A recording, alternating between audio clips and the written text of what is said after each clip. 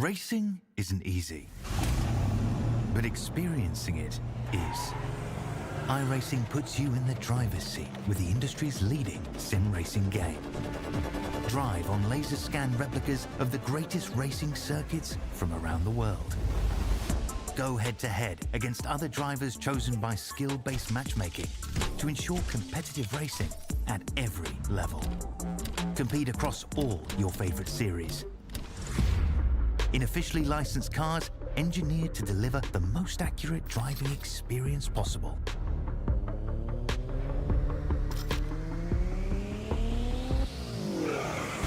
Join a race or host your own with players from across the globe. Race against the computer or in a league with friends. Feel the thrill behind the wheel. Visit iRacing.com.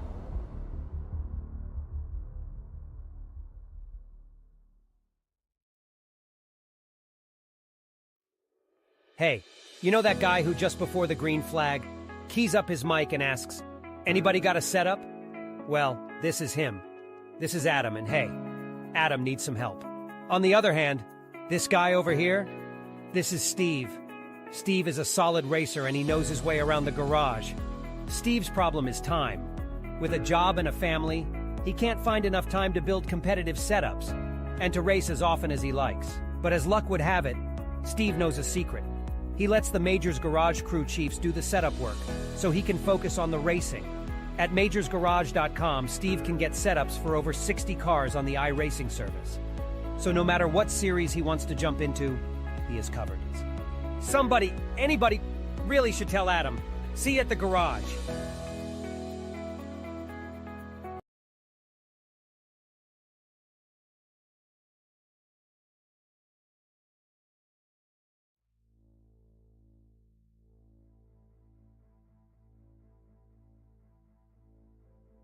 A whole year of competition comes to an end today. Our champion-elect, Ewan Baker, is going to be out there having as much fun as he possibly can here, as will everybody at Suzuka in the Super Formula cars for the final round of the Majors International region. This is going to be an incredible one. Super Formula cars are incredible machines, push to pass in these cars, and plenty of great racing possible for 53 laps around this fantastic circuit, one of the most legendary in the world, and you're going to see every lap right here on SimSpeed TV once more for 2025. Bringing it to you live on YouTube, Facebook, Twitch, and Kick. It's me, Reese Gardner, with Dan Yeaman alongside me in the comms box, Jay Kennedy behind the scenes pressing all the buttons in the producer's chair. Tell you what, Dan, ever since I saw the Super Formula cars were going to be at this round of the championship, I was hyped. It's only fitting for such an incredible track as Suzuka. Yeah, Reese, I think if there's one way to cap off a season whilst it's not full fat international formula racing, very much fits the theme of the Majors series, and in one of the probably unloved in some respects cars on the service, in given that it is a high performance open wheeler, but very much comes with plenty of dynamics and will be, I think, yeah, it's a good way to cap off the season here in 2025. Well, Suzuka Circuit is a track that is steeped in legend, long-time host of the Formula One Japanese Grand Prix, 18 corners and a figure 8 layout, which you almost never see on racetracks, at least these days. Spoon is an incredibly challenging corner leading onto the back straight up to 130R. You got to be very careful at the Hitachi Estemo chicane, or a lot of people still call it the Casio triangle. The curbs, you need to be careful riding those, and it's going to be very difficult to follow through the opening S's all the way from turn 1 to the exit of turn 8. But then Degner beckons with its incredibly fast entry and tight lines through it.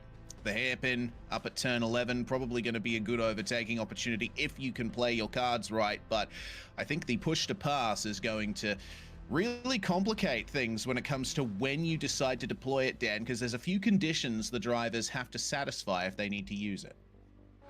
Yeah, I don't know. Actually, you're going to have this here. Fantastic. Thank you very much, Jay. So, Yes, of course. Push-to-pass system is very much alive and well in these vehicles, but it comes with a couple of conditions. Like other push-to-pass systems, the easy part being there's a total amount you can use. 200 seconds available during today's race. But what is somewhat unique to this car, Reese, the point that I'm sure you were sort of getting out there, the 100-second retime or cool-down timer in between the end of one push-to-pass usage and the start of the next. And so that will obviously therefore limit the amount of time you can be on the button. The other big thing, I just quickly ran the maths.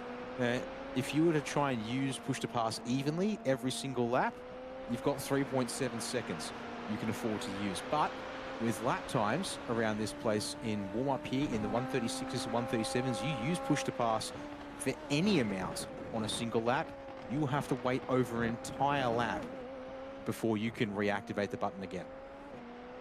Yeah, that is an incredibly difficult strategy to work out, and it's going to change dynamically as time goes on.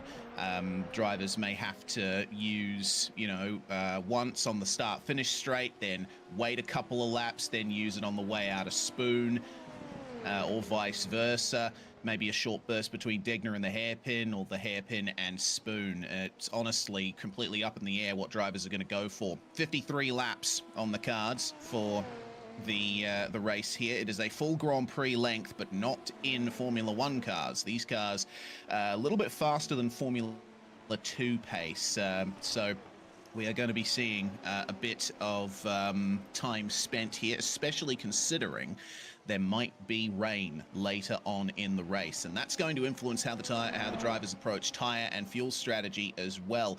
A fuel tank will last about 38 to 40 laps, but we're hearing from some of the drivers that they may run lighter during the race to maintain lap time, to get a fuel tank done, to get enough fuel to get to the end of the race. You're gonna have to spend, I think, about 20 seconds or so in the pits, and tires take 6.5 seconds to change. So tires are going to be a bit more important to the race strategy than fuel, but it is still a factor. Here's the championship standings with an incredible amount of points ahead of Robert Northway. Ewan Baker for Kiwi Sim Racing Speed Nation is effectively the champion of the series coming into this round. All he needs to do is finish, and he'll have that locked in. And even if he doesn't finish the race, on countback, on drop rounds, he likely still has it. So it's going to be a battle for third and fourth in particular between Justin Morton and Thomas Hens. We'll have to wait and see how that works out. Only 10 points between them. And we have less than 40 points in between Garen Batten and Hayden Kirk for P6 in the championship. Dan Stevens, Robbie Bradbury, and Ryan Steele aren't out of the woods for their particular positions just yet either. So in the overall championship, there is still a bit to fight for. In the Legends standings, there's only 8 points between Dan Stevens and Rob Deloach. This mini championship for drivers over 50 years of age, and I think that's going to be quite a competitive one for sure. Dan Stevens running third in practice, so it's looking like he's got a good advantage there and may well gain the title in the Legends category if he has a clean race. That is the long and short of things. And in the team standings, it's certainly been an incredible run from KSR, Speed Nation, and Fusion Gold. We do not have those standings for the moment, but regardless, the driver standings are the ones that we're focusing on a bit more tightly here. Robert Northway, the reigning champion of the international category. He will not win the championship this year, but he has had a fantastic run, and he and Ewan Baker currently will sit first and fifth in practice, respectively. Northway looking quite quick in these cars, it has to be said. Yep, he currently sits atop the practice results. Obviously, of course, with the way majors works typically here, these drivers have already completed pre-qualifying, and that will set the grid for this majors Japanese Grand Prix here today. But currently holding half a second of advantage. Now, unfortunately, we can't tell if that's purely pace, whether it was a bit of push-to-pass, gamesmanship, going on here because, of course, in practice, push-to-pass usage is completely unlimited. So if you wanted to go crazy, you could set an entire lap on the button and go mad. I think that's the other thing really quickly with the push-to-pass system here, Reese, is that even if you're not actually actively on the accelerator, the push-to-pass system can still be in effect. So if you perhaps, and this might be something we see with some of the drivers today. In fact, there you go, Northway's on the button right now as he comes up the Spoon corner. And we'll also be able to, one, visually see it, but two, if they save the button usage, they may be able to basically activate it for nearly all of the entire last lap, say, for example, and it'll be going from basically the start to the end of that final lap, if they so choose. Yes, yes, you can hold down the overtake button for as long as you like. There is no limit on single deployments of it, but you will have to, once you let go of that button, wait 100 seconds before you can press it again. And there's also those lights on the roll hoops that will tell us exactly what state the overtake system is in. We'll go through that shortly, but for the moment, it's time for the grid. Qualifying on pole position, Cameron Dance, and Ewan Baker is going to make it an all NZ front row. Baker racing from New Zealand by way of Scotland. Garen Batten will qualify in third place. He's got Dan Stevens for company on the second row. Robert Northway and Thomas Hinds round out your top six. In seventh place, it's Ben Doherty, again for Kiwi Sim Racing. Sam Harper alongside him. And the top 10 rounded out by Justin Morton and Gavin Barber. Second half of the field, or middle third, I should say, sorry, going to be Stuart Elder and Wayne Hutchinson there on row number 6 for Fusion and Dog Bark, respectively. Hayden Kirk going to be starting out at P13 with Chrissy Tito alongside him there in the next of the Fusion cars. Robert DeLoach, Gavin Cox going to make it 15 and 16 for the two of them. Partridge, Tilson, 17th, 18th. That's the timeout, though. Otto, Johnson, Lottridge, Scrivener, Shank, Hogg, and Jonathan Bain, 24 starters. As we get this Majors Japanese Grand Prix underway, as Otto has unfortunately jumped the start mid-pack. Yeah, not ideal for Phil Otto. That was a very short grid time. We were caught out by that. They're already through the first couple of turns. Cameron Dance getting a good start, and Garen Batten is under massive pressure from Ewan Baker now. Batten getting a slightly better start than the champion-elect as they come through the S's for the first time. It's all about rhythm through this section and being very careful not to push too hard on entry because you will suffer on exit all the way down to Degner. Cameron Dance starting to already skip away to a 1 second lead as they come into the challenging part of the circuit here. Ewan Baker almost having a move on Garen Batten there. Ben Doherty up 2 places. Same is true for Justin Morton, Gavin Barber and Stuart Elder. Chris Yatito up 3 positions, and Jonathan Benz, starting from the back of the grid, is up 5 positions already. So a successful lap for some. Yeah, looking like there are indeed plenty of moves being made to kick things off here today. Unfortunately, drivers like Sam Harper as well as Northway have drop spots as Stevens, little white spoon, as we're on board here with Thomas Hinds, though. P6, there you go. First bit of usage here off the restart. Northway on the button here on lap 1. So we able to see it on our timing tower as well as the activation. There's the flashing green light on the roll hoop. Also watch for the rain lights. They'll be flashing when the button is in use as well. So for Northway here, using it down the stretch. And now it's in recharge mode. There's a big contact. Dan Stevens been tagged by, I believe, Justin Ben Doherty. Maybe? It was Doherty, apologies. Yeah, the pink KSR car. Oh, no. Dan Stevens, on course to gain the Legends Championship title, has lost his rear wing. And, it's obvious how he feels about that one. Oh, how frustrating must it be? Getting off to a clean start, but coming up to the chicane at the end of the lap, getting on the brakes early, got tagged in the rear. And that is going to be disastrous for Dan Stevens. At the very least, a very long repair time for that car, having to put the rear wing back on the rear crash structure. Let's have a real quick look. They do have one fast repair in hand, so that should hopefully spare Dan Stevens a painfully long stop. Just a question here of, 2 seconds, he's backing away again out on track. So he'll be rejoining the race off the back of the field, but there is also the possibility of caution, so he's not completely out of this one just yet. He's just now got no spares in mind. So let's have a look at this incident here on replay. As you can see, Stevens using the button into 130R. He's on the recharge. Had to slow up a bit early. Just a bit of a coast into the corner with the Fusion car in front, which would have been, I think, Garen Batten.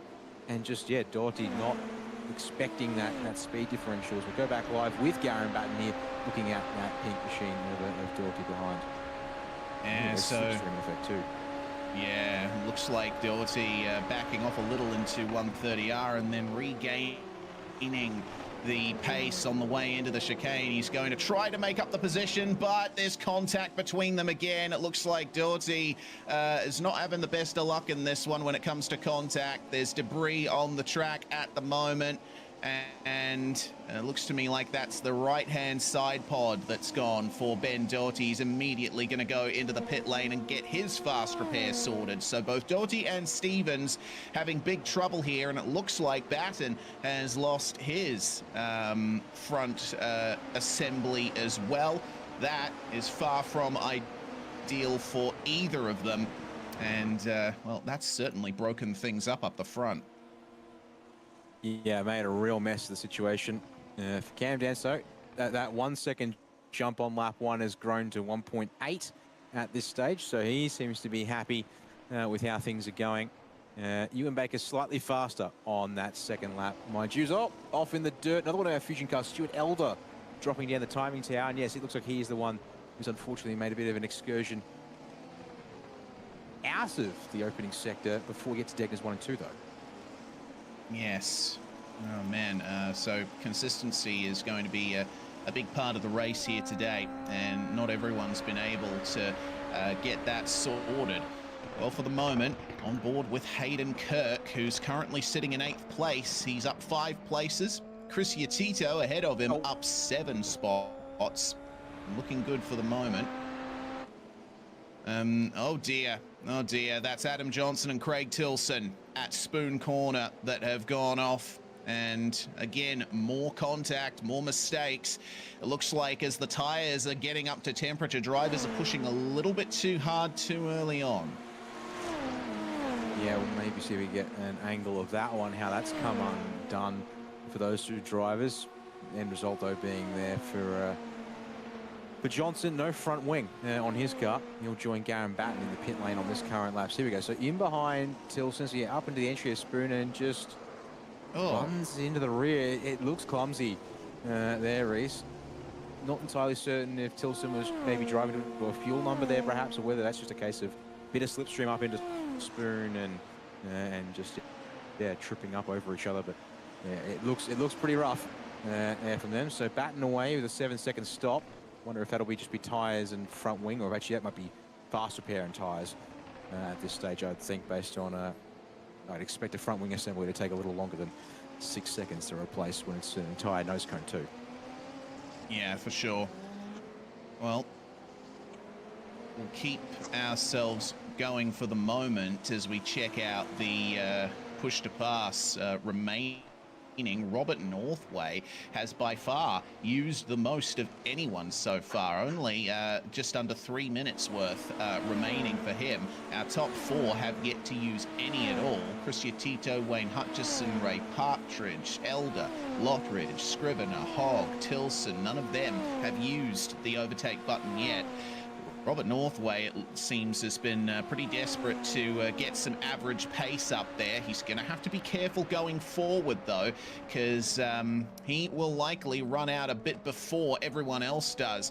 Hayden Kirk and Chris Yatito's battle continuing, and we saw Yatito bouncing over those curbs at the chicane. I get the feeling Hayden Kirk might get him pretty soon if the pace is anything to go by. A 139.8 for Kirk versus a 140.0 for Yatito, and Sam Harper behind the both of them is even faster still. Yeah, indeed. There is the interesting fact there that looking at it all, that Yatito's car definitely better through the final chicane on this particular occasion here in lap 4, so lap 5. So Kirk's car looks stronger through the faster corners, though gets it loose on the exit. Up and up, it's Dunlop corner, I think it is, and has to back it off as you come down into the Degners to maybe just gather it back up. And so must be mindful, of course, of Sam Harper sitting behind in the rear gunner's position. We also apparently note there that, and I can say I'm seeing the same on my end. Sam Harper and Deloach apparently have found some magic push to pass that no one else allowed access to today. An extra 54 seconds. 8-bit floaters hanging around, it seems. Yeah. I'm sure that's a slight glitch in the telemetry software. Every driver should have 200 seconds worth on the car. Barber, Kirk a little, and Brian Scrivener as well, using the overtake in short bursts on this lap. And it looks like for Kirk, that's going to be enough to make his way past Chris Yatito at 130R and up into 7th place. And now he'll continue using it. He's still holding down the button as Yatito's gone deep in the chicane. That's going to allow Sam Harper through. Harper, of course, a semi-regular race winner in the international category. And we have seen him get some good results this year, especially on the stock car side of things. Open wheelers, not quite his forte. I don't think that's the case for many drivers in this field. But it's interesting to see how the skills match up. Noting there, actually, for Hayden Kirk, that was a 27-second continuous burn of push to pass. So from all the way from the exit of Spoon until the exit of the final chicane that he chose to go with. So some important considerations. Puts him actually now just below what Northway's push to pass allocation is at. So also note here, Brian Scriven has apparently been even more aggressive on button. Yes, 167 seconds left of his 200-second allocation. And he's about halfway through a current cooldown period in the number 70 Super Formula Toyota. But back on track, Reese, Dan Stevens rejoining the race, and he's now behind Ben Doherty, who has at least 2 10-second post-race penalties at this stage for race control. Oh, Degner 1, that's not the spot, Dan. Maybe save it for another time. Yeah, Dan was certainly quite unhappy with the initial incident between himself and Doherty, but hopefully he's managed to cool things off a little bit, and we'll be able to see a clean battle between these two. I get the feeling Dan might be thinking Ben's a bit of a loose cannon in this car. So let's see how this works out between the two of them, battling down for 23rd and 24th place. Now Doherty spins ahead of Stevens, and looks like Dan might have just avoided running into him. Doherty, it looks like, struggling for consistency in this car. It is open setup, so every driver will have different settings on the car. Doherty apparently struggling a little bit there. That is the That's certainly not the first time we've seen him go sideways. Maybe a little telling also to the setup philosophy that KSR might be bringing today, which is a looser, faster straight line setup. It's because he also did look, another KSR car, Hayden Kirk, looked very loose coming out of this very corner here. The little twitch on the first corner of Spirit, and actually goes there under brakes. Dan is super close to clipping his own front and right wing off there. Looks like he might have just got away with that one on this occasion. But back live and back with another one of the middle finger cars. This time, though, it's Gavin Cox in behind Wayne Hutchinson. Ray Partridge behind him as well for a 3-car battle, 11th through 13th here, Reese. Yes, so Hutchison has gained 1 spot so far in the race. Cox and Partridge both up 4, so they've got some pretty good pace on board their cars. Partridge's last lap, a 141.5. Gavin Cox was 0.4 of a second slower than that, and Wayne Hutchison was over a second slower. Fastest lap going to Cameron Dance, no surprise in the lead in clear air, as Hutchison now loses the position to Gavin Cox up to 11th for the Middle Finger Racing 555. And we'll see if Ray Partridge follows him through. A little bit more of overtake usage for Gavin Cox, and it looks like he might have lifted off. No, he's still on the overtake button. Now he wants to try and build a gap. Yeah, I'm just partnering this. I'll just wait 1 second. All good? Yeah, there we go. I'm just wondering if drivers maybe... it's one of these, it's a unique push-to-pass system in that the other ones we have available at the moment, namely, though, it's the Dallara IR18 and the Dallara IL15, both of the American open wheel varieties. Their push-to-pass systems deactivate when you come off the throttle to a certain extent. Whereas this car, it stays on regardless of throttle application. You thankfully don't have to hold the button down either. You can press the button to activate, then press again to deactivate. So you're not having to stick your finger or thumb on something whilst you're doing it. Which maybe that's what we're seeing here with a couple of these activations, where it seems like they're deactivating it just as they come off of the final chicane. which seems a little interesting. Oh, Scrivener's come around at the exit of the S's, and it's gotten Phil Otto involved as well in an aftermath. Oh no, that's huge. Heavy damage for both of them, and it looks like Brian Scrivener is going nowhere. He's had to tow back to pit lane, and I strongly doubt Phil Otto will be able to get that car back to the pits under its own power with only one rear wheel attached. We'll go back to our race lead as Cameron Dance continues to maintain a lead of about 2 seconds over Ewan Baker. This is what happened between Scrivener and Otto at the end of the S's. It's a spin there, and oh dear, Phil Otto didn't have anywhere to go after Scrivener spun through the Dunlop corner. Very corner Cameron Dance is coming through right now.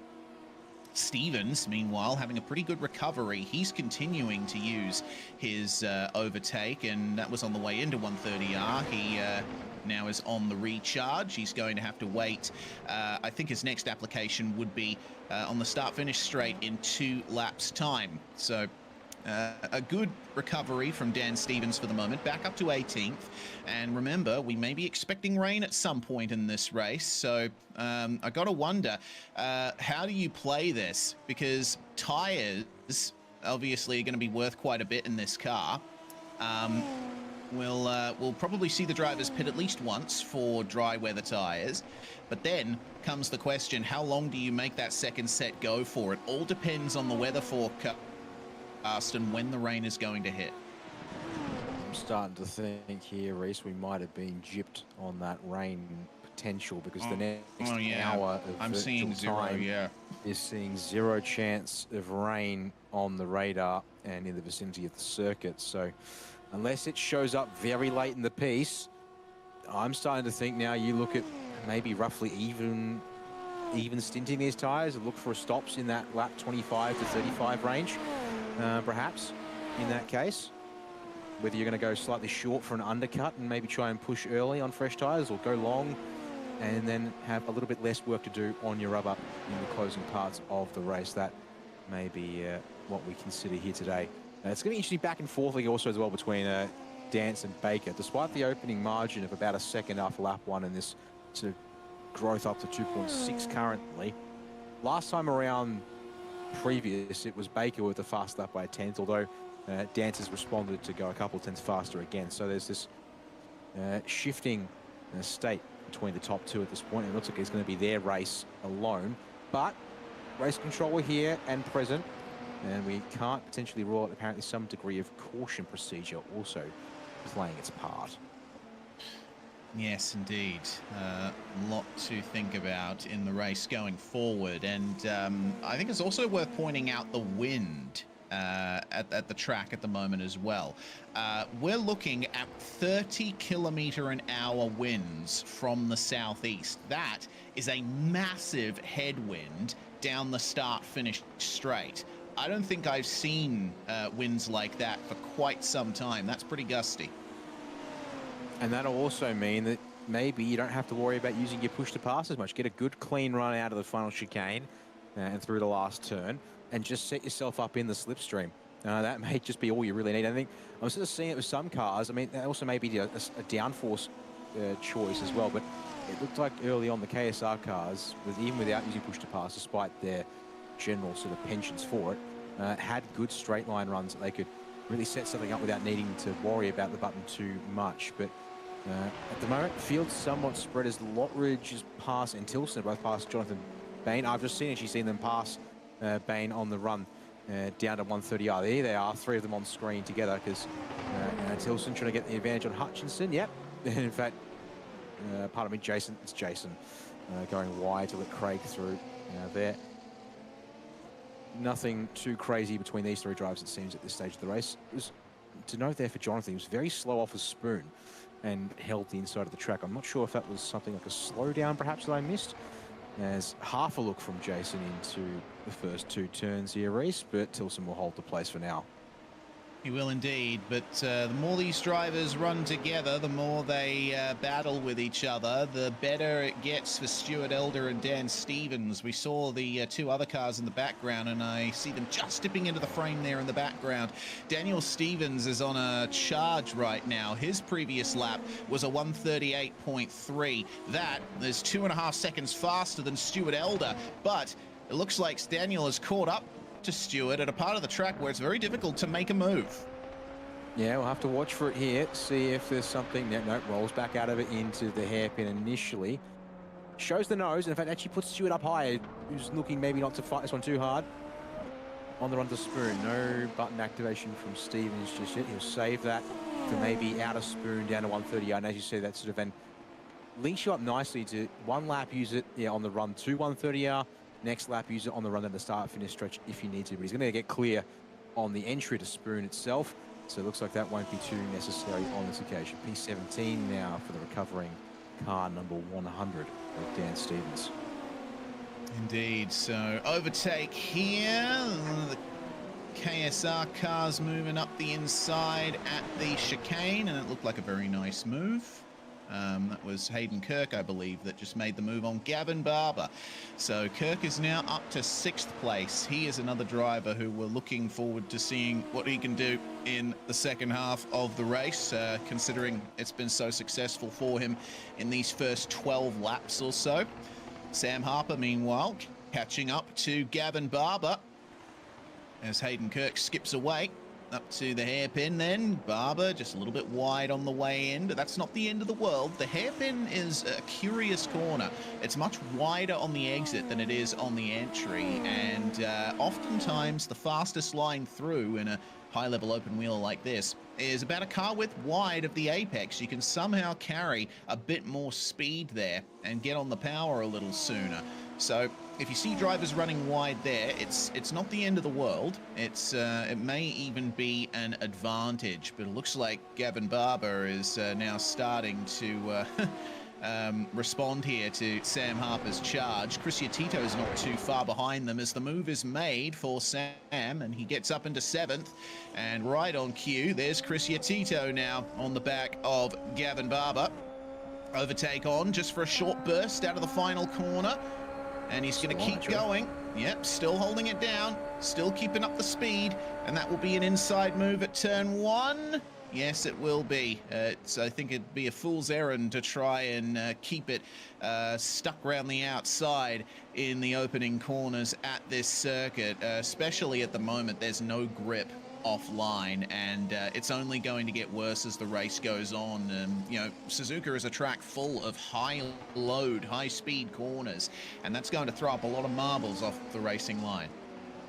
Yeah, you know, that will be important to keep our eyes on as this race develops. That we are going to unfortunately get to a point where it's very much single groove track here today. So if you want to get aggressive, make some moves, now is really the time to do it. You have the most of the road available to you here as Thomas Instance again leaning forward out of the back of the seat. Today, Reese, looks like this is very much a maximum concentration and maximum sort of commitment, because you can see he's also got a firm grip on that steering wheel there. He has literally just gotten out of the car that he is driving in Jimmy Broadbent's Race for Mental Health, which is happening at the moment. And as soon as I'm done with this broadcast, I'm going to be hopping over there to help out in race control until the end of the race. So it's a busy day for everybody in sim racing at the moment. Thomas Hins certainly showing that he is one of the most versatile drivers in this community. He's been showing that for a very long time, and the majors is one of the greatest tests of versatility in sim racing. Dan Stevens going to make up another position here. Jason Lottridge with very little response on the way up to 130R. Stevens is leaps and bounds faster than anyone in this area of the field. He did start in the top 5 for a very good reason. He's put the time in, and he's certainly gotten to grips with this car in an incredible way. But that early incident with Ben Doherty really putting a damper on things for Stevens early on. Considering his pace, though, I think it's more than possible that he'll be able to recover to a top 10. Yeah, that seems to be where he's going at this point in the race. And just going to have to tick off every lap and every place that he can make in the process. He has, though, in doing his recovery so far, burned the most push to pass of everyone in this field. He's down to 165 seconds remaining. So it's now lower than even Hayden Kirk and Robert Northway got to in their 170-odd second run. But speaking of, those drivers haven't actually used the button since we saw them aggressively using it right off the get-go.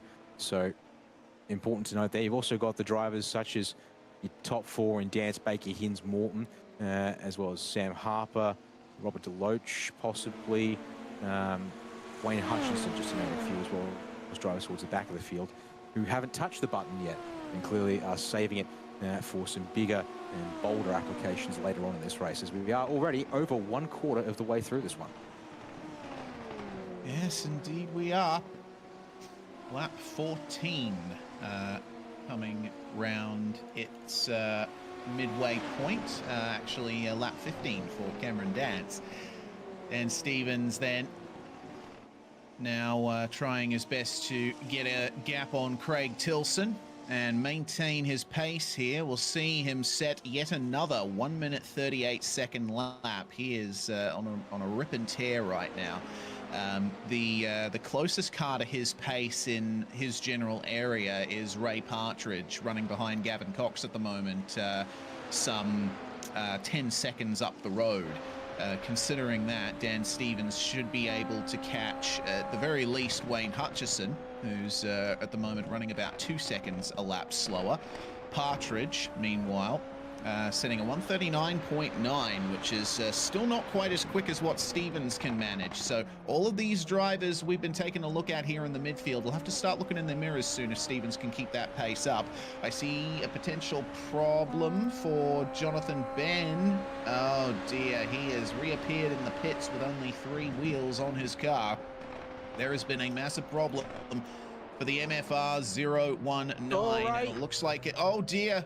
Oh, okay. Yeah, Ray Partridge running deep at Spoon. And that is going to put a damper on his race for the moment. This is what happened to Jonathan Ben. It's an incident we've seen a couple of times before. On the way through Dunlop Curve, just catching the white line and maybe a little bit of the grass and going for a snap right here.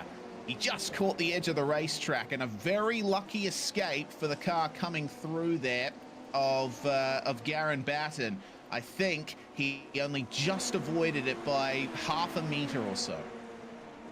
And then whilst we were talking about Jonathan Bain here, on board with Ray Partridge, just lost the rear, touched that curb there on the second half between the first and second apex as a Spoon curve, and thankfully gathered it up before it got too deep into the gravel. So able to get back out and press on, but definitely the kind of thing where it's like you don't want that when you're driving the car as fast as you can, because it makes you sort of a little scared to the limits perhaps for a bit longer in this race, and you've got to try and find that limit again, Reece, without going beyond it like you just did. Yeah, of course, these cars are certainly not slow. They are basically the second fastest class of open wheel racing on the planet after Formula One. They are slower than F1, but generally faster than F2, at least at the tracks, i.e. Suzuka, where they both race. So you have to be on your toes driving these cars. They are very fun to drive. I drove them shortly after they were released, and I was very happy with how they handled. But you've got to push so hard to get the best out of them, and being these wings and slicks open wheelers, the faster you go, the harder you attack the corners, the more pace you're going to carry through them. You don't want to go too slowly through the corners because you're not generating the downforce required to keep the car gripped up. And I think a couple of drivers have already had problems with that particular aspect of their behavior, but I think more of a problem is precision and placing the car just right.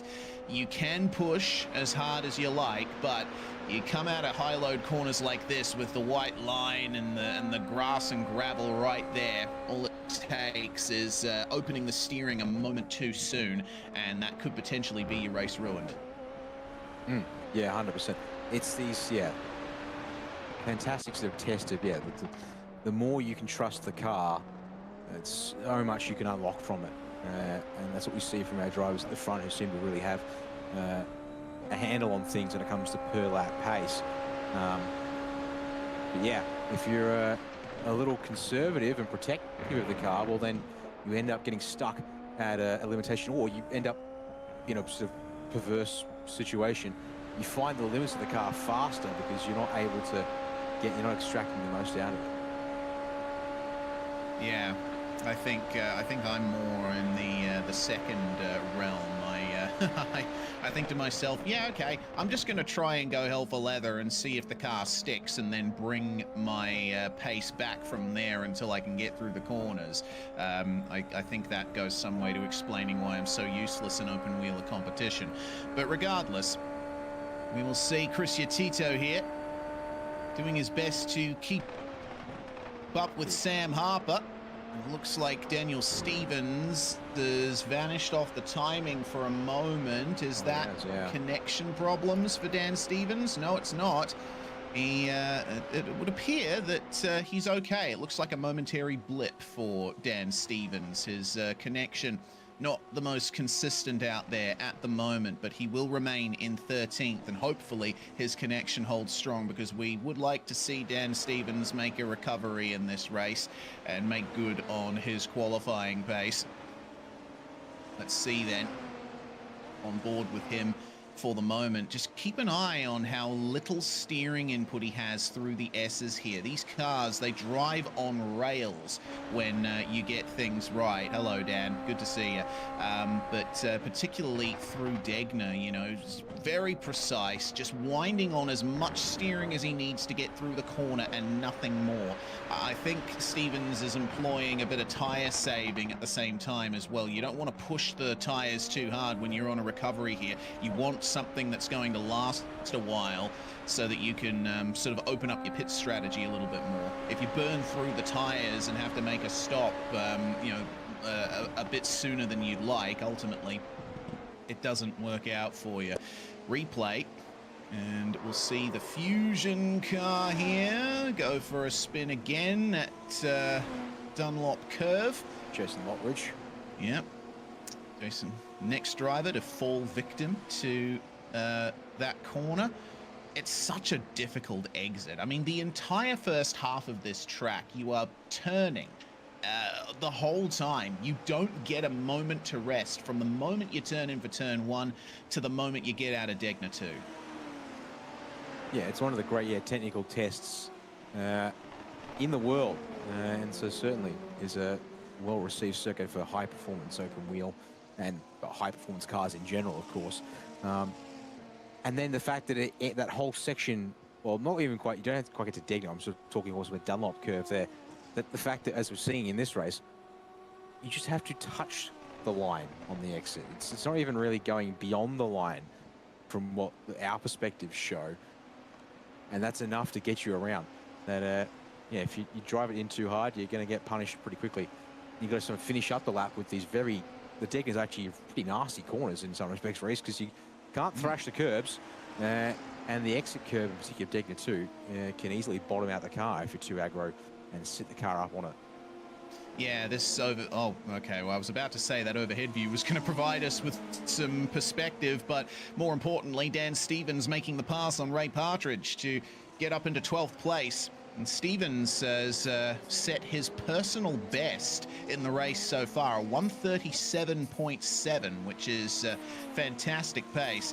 Jason Lotridge towing back to pit lane. It looks like his problems have continued, and we're about to see why. Oh, clatters over the curb at Degner 1. Oh, that was serendipitous. We were just talking about that, but Yeah, you could see how much the car was pogoing when he came off the curb there. Those oscillations when you hit that apex curb too hard, they take a long time to settle, and there was nothing Lottridge can do. From the moment he hit that apex, that car was gone.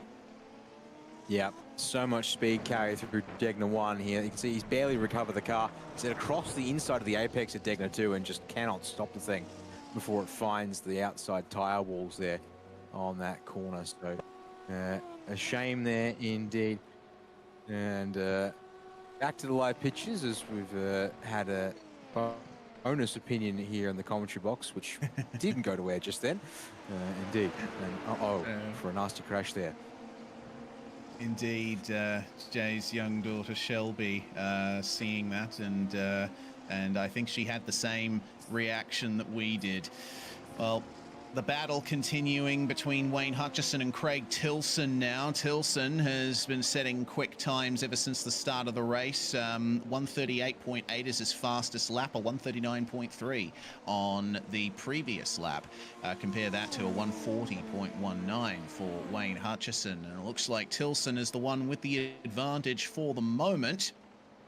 And it looks like Hutchison a little bit deep in the first apex of Spoon will hook it up for the second apex, but Tilson does seem like the quicker of the two. Hutchison responding with an overtake button application to try and stay ahead, but now he lifts off just enough to stay ahead into 130R.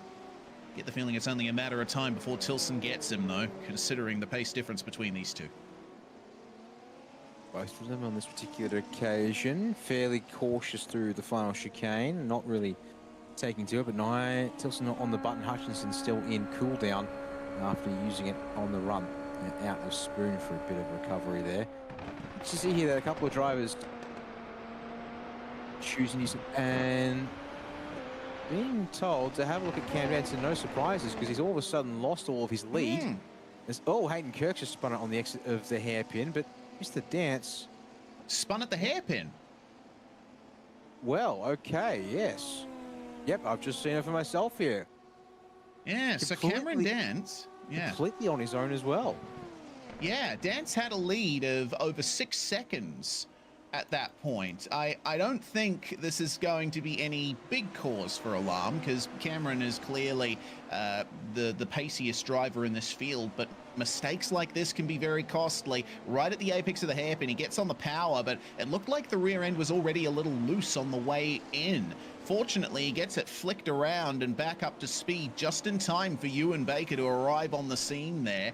And potentially this might change the fight for the race lead a little bit. Dance certainly had the pace over Ewan Baker, and he's already regained the lead out to about 1.2 seconds. But as he passes over the tire tracks he left on the previous lap, you got to wonder, how are those rear tires faring? Well, the other thing there is we'll have to see if he changes how he drives it into. Look at here, Hayden Cook. So nearly gets stuck up behind a lap. Still gets stuck actually behind the lap traffic there out of the exit of the opening sector into Deckers 1 and 2. It's up at the hairpin itself proper. We'll see the spin here in a moment, folks. So bear with us on this replay whilst we see the top two in frame still bottom of your screen. And a lot like Dance, he's just going to come around here on the exit of the hairpin a little later, I'd say, Reese, than Cam's car when it comes to the instability. So very much more a case, I'd say, of got the power in proper, and that's when it went around. Whereas I think, yeah, as you said with Cam's, and I would agree, just was a little looser on corner entry in the mid-corner phase. Was the orbit-backed machine up front. Gap currently 1.1 for the lead. Indeed, Hayden Kirk an early stopper now in this race to possibly fix up that rear wing, I wonder. He did glance off the barriers when he was flicking it back around. And I think for Kirk, it was also the camber change through the hairpin as well. I couldn't help but notice it snapped right at the point where the camber of the hairpin sort of transitioned out to the flatness of the straight following. So as the tires wear down, the drivers are going to have to be careful of that. You got to remember that these Super Formula cars, bit of hair on my tongue. The Super Formula cars have turbocharged engines. and they don't have the fancy tech that Formula One has, as we keep an eye on Dan Stevens here. Is this a spin ahead? No, this is just move past, and Stevens has gotten up into 9th place now, making his way past Robert DeLoach and Gavin Cox. So working out all right for him. But yeah, Formula One turbocharged engines, they keep the turbo spooled up the whole time, or the hybrid system keeps the turbo spooled up as well, I believe. Not so in these cars. They don't have a hybrid system, so you got to be careful of turbo lag. You can't have the revs too low out of corners, otherwise you won't get the acceleration. But if you're not careful on the power when you're right in that range the turbocharger kicks in, then you're going to have a bad time. Yeah, it is one of those intricate dances in this car, because even if you stay in a higher, you smash the power down, that's not going to work. It'll get away from you. As you can see here, second gear is the exclusive gear of choice through the hairpin. I'm too surprised if similar is shown and said at the final chicane too, for all that work. And it does mean, yeah, you think it's going to hold fourth gear through the second half of the spoon curve rather than, say, drop it down to third gear race. Yeah, it looks like Gavin, as the tyres have worn down, is just taking a little bit easier on the rears. The track temperature isn't that high, 27 degrees Celsius. So the tyres shouldn't be struggling too much, but you know, with as many corners around this circuit that are so long and quick and really putting heat into the tires, you do have to take care as they wear off, and there's going to be fuel burning off as well over the course of this first stint of the race. So a slightly lighter car, maybe a bit pointier, definitely quicker, but slightly less stable. The drivers will need to keep a close eye out for that. See here as well now the track map, which is showing that the circuit is a busy place at this point in time. There's only been one driver to retire from the race in the form of Brian Scrivener. Jake Fox, well, technically retired from this one, but that was more a case of he's going to be acting and working with race control, so not really the same as just watched that traffic. But Robert Northway now once again holds the driver of he who has burned the most push to pass is now under 150 seconds. No, I take that back. Sorry, Jonathan Bain has used even more push to pass than him at 139 seconds remaining. So still seeing the intricate web and flow. And I think critically also, talking about the front end of town, Cam Dance, still no push to pass used. Ewan Baker did use a bit after that spin. Maybe just try and get the pressure on as Stevens gets another position on, was it traffic maybe? No, he's just, pardon me, on his own. But just use the burst of it again for more speed. Yeah, Stan Stevens was a long way ahead of traffic at that point. I think he just ran a little bit deep in the final chicane. Robert DeLoach and Gavin Cox, meanwhile, fighting over P10, and it looks like DeLoach is going to hold on to 10th place for the moment. These two actually quite well matched, considering their last lap times. Gavin Cox's ultimate pace is quicker, but Robert DeLoach has been very consistently setting those 139.4s. So he's been looking after his tires a little bit more, and it's granted him some good pace, being able to stay with the drivers in the top 10 towards the end of this first tire stint. It will be interesting to see when the drivers come in for their first set of tyres. I'm unclear exactly how long a set of tyres really lasts around here. A little bit of a cloud over the circuit at the hairpin is certainly going to help things, cool things down, and help them preserve that. But yeah, still a couple of questions over exactly how the strategy is going to play out here. Okay. Speaking of strategy, Robert Northway's going to be the first one who takes the pit lane here. So there's your first potential clue on how to play this race. Just shy of the halfway mark. Northway is in.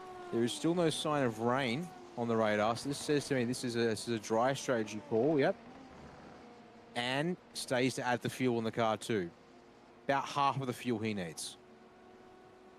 Okay, so it looks like that's going to commit Robert Northway to a 2-stopper here. I've got to wonder how many other drivers are going to go for that. I think with Cameron Dance and Ewan Baker being as far ahead of everyone else as they are, they probably have the potential to make it a 1-stopper if they play their cards right, because you know they've been able to maintain the pace for this long, and we'll see. Oh, Baker still on the overtake button. Jeez, this is turning into a 30-second usage of the overtake button for Ewan Baker. So I get the feeling with now just over 2 minutes worth of overtake remaining for him, Baker is trying to bring the pace up a bit here and maybe make Cam Dance think a little about how he's going to play this one. Thomas Hins, the next driver to come into pit lane from 3rd place, and he's all alone on the circuit at the moment. No one joining him in pit lane and no one within a few seconds of him. But this will be a crucial stop here for Hinsey. This is once again just before the halfway point, or almost bang on the halfway point. So we'll see how that works out for him. Does about the same as Northway. 10 seconds only.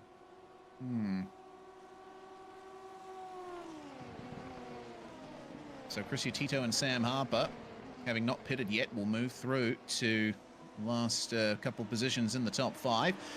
Thomas Hins comes out ahead of some traffic. Gavin Barber and Daniel Stevens, the 2 Middle Finger Racing drivers in the top 10, will move into the lane now. I gotta say, second time Dan Stevens has visited the pits in this one. I think he'll be happy with his recovery so far. And considering that he was, I think he only took the fast repair in pit lane, so this might be a full-length pit stop for him. Barber gets out. Stevens with 1 second less on the pit stop. 1 second less of fuel. Hello, in comes Cameron Dance into pit lane as well. So our leader has waited until just past the halfway point to come in. I get the feeling that confirms Dance is going for a 1-stopper, and Ewan Baker may as well.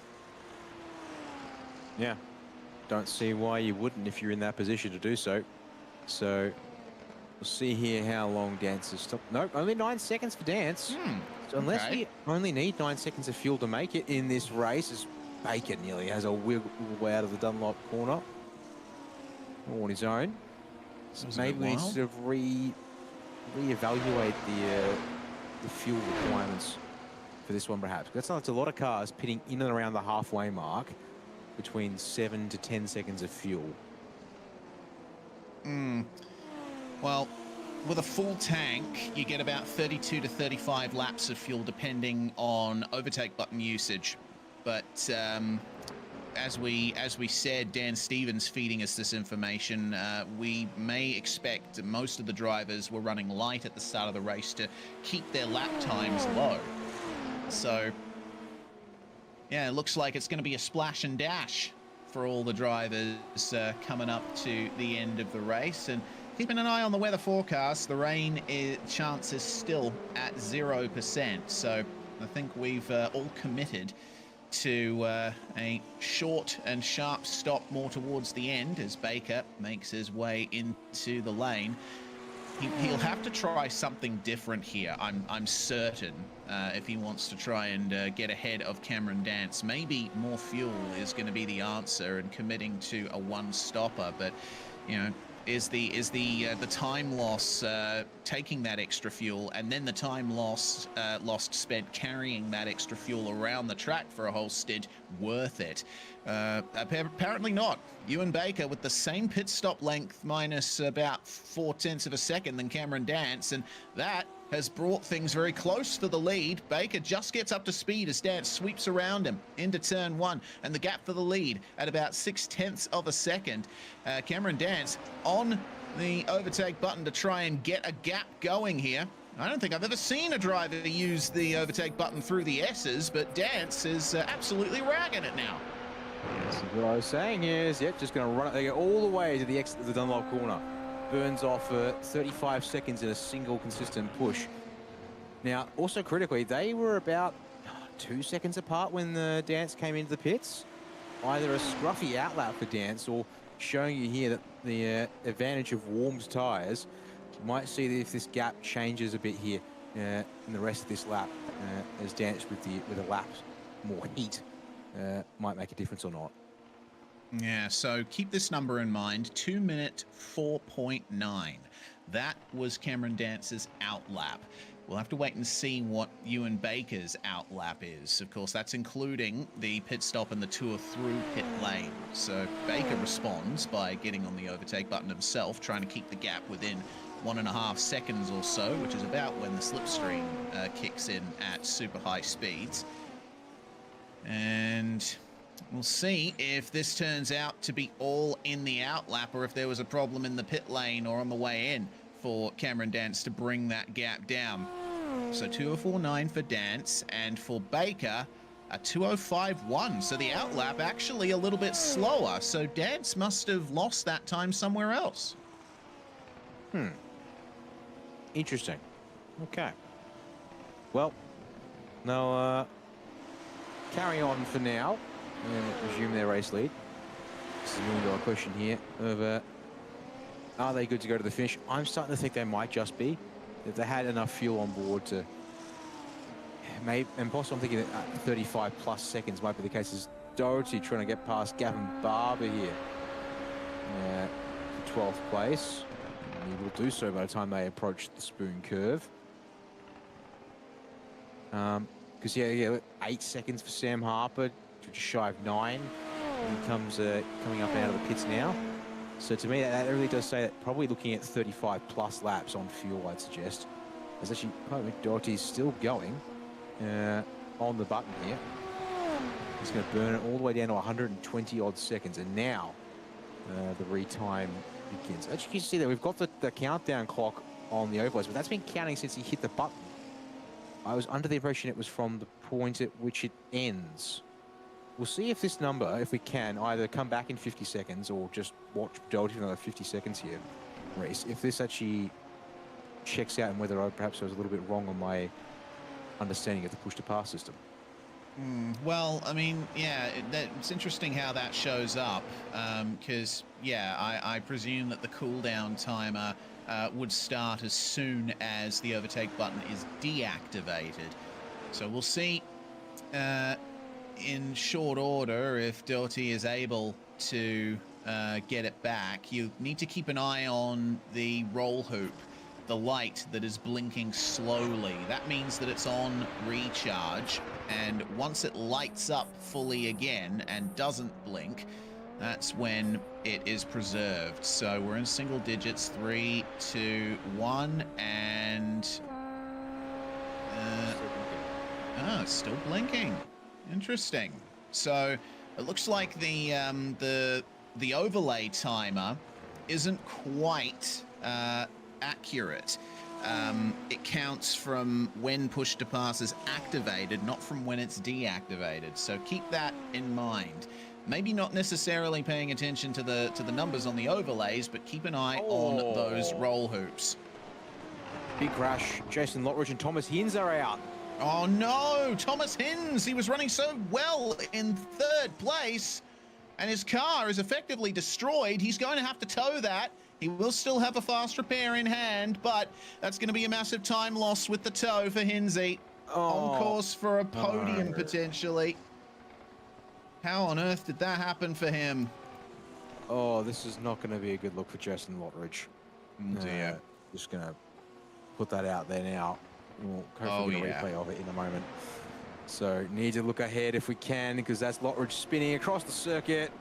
Now, it may be a case that the brakes aren't going to do a whole lot for Jason by that point, but Hinzy goes for the gap that did exist on the track. Yeah, and, I mean, that gap shut down pretty damn quick.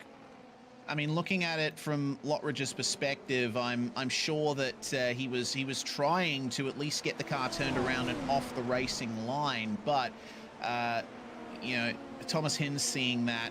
See, at that point, Hinz had already made the decision he was going to go left, because that was number 1, the racing line. Number 2, that's where the gap was open at the time. But Lottridge just rolled into it. Yeah, that's a That's a nasty wreck there. Both those cars, yeah, very much, yeah, parked up, and they'll be stuck waiting. And I'll have to take our Lockridge's attention car back in to the track. particular. Lockridge's car in particular only has one wheel left. That's the only extra part that car has right now. Both wings are gone. Both rear tires and the right front are gone as well. So it's a very sorry-looking Super Formula SF23 in the pit lane at the moment for Jason Lockridge, and I'm assuming the same for Thomas Hinz too. Well, now we'll see who has and has not used their fast repair. Looks like Jonathan Bean and Jason Lockridge have both already used their fast repair there. So I get the feeling we're not going to see Lockridge make any further appearances in this one. I would presume that Thomas Hinz will at least be able to get back out on track. He hasn't used his fast repair yet. And Ben Doherty and Dan Stevens have obviously both used their fast repairs as well from their incidents earlier on in the race. So they're going to be driving a little bit more carefully from now on. The majors, as we keep an eye on this battle for 11th, has had that spare car rule pretty much from the outset. You've got to be so careful to preserve it. That's the name of the game. You don't want to be driving late in the race, having already used your fast repair, and have a crash happen right in front of you, because that will effectively take you out. You drive carefully early on and preserve your fast repair. You can use it at your final pit stop if you need to, or at least keep it in hand if there's a problem. Well, out of the pits comes Hinze, fast repair done, and he is down in 19th and a lap down on the leaders. So it's going to be tough to recover from there. Yeah, it would take a pretty handy caution or something to sort that out there, which hasn't flown at any point yet. Robert DeLoach back in the pit lane for a 10-odd second stop, or did he just go longer than anyone else on fuel? He laps 32, 33 for the leaders. So that actually would check out on the extended, on the long side of the pit window there for DeLoach, but works for me.